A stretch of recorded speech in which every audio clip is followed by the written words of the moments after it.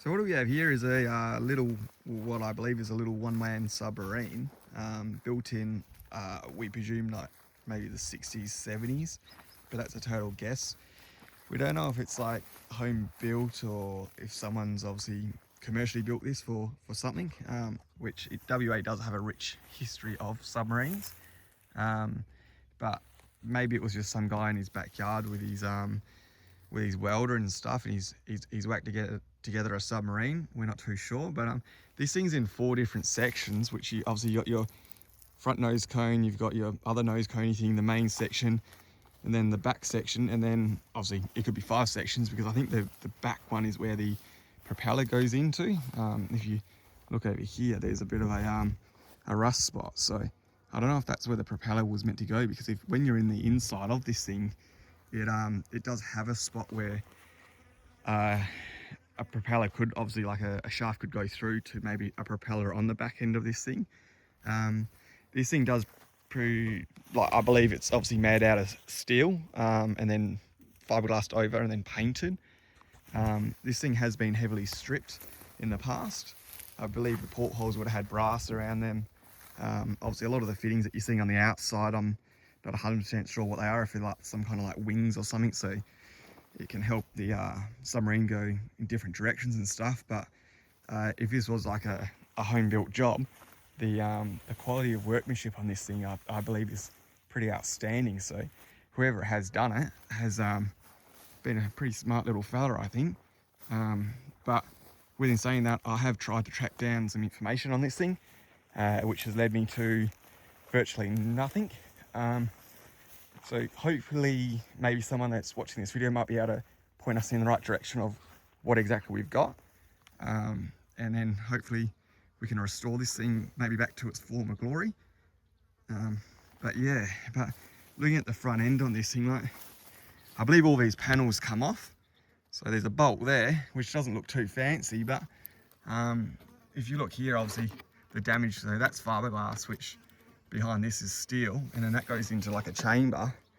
There's that many chambers in this thing, which is pretty incredible. But you can see here, like, you've got these little gashes that go up. So I'm not too sure if it's maybe somebody's just got some stuff from like the local tip and then started building a submarine, and then just pieced things together slowly.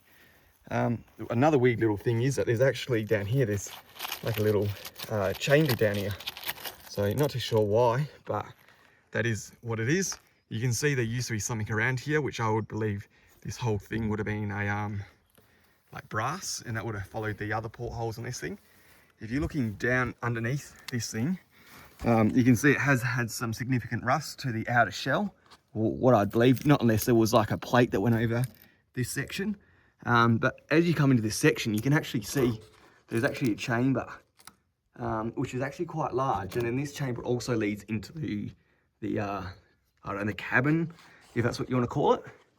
And then the back half is just a solid piece of metal. So, but yeah, it's quite interesting made, but it's definitely seen some better days. This thing has been welded onto a trailer. So I'm not too sure if that's just like when they were building it, it was just easier to have it on a more solid surface. But if we actually jump inside this thing, you can see that it has been heavily stripped.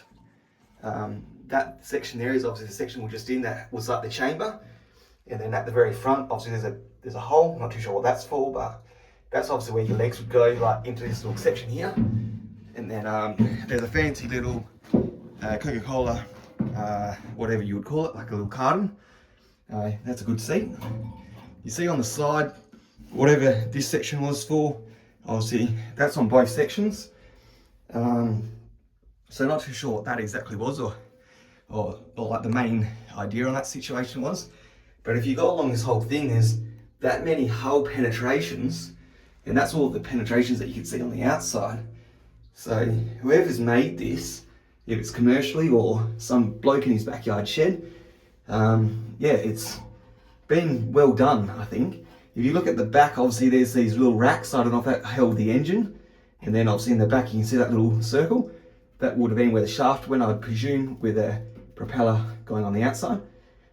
If you actually see on obviously the sides, that's all obviously sealed up. So yeah, there's quite a lot of workmanship put into this thing, and it'd be very interesting if it actually seen the ocean or the river, and it was actually commercially used, or maybe some fella on the weekend just wanted to take his submarine out for a little bit of a dip.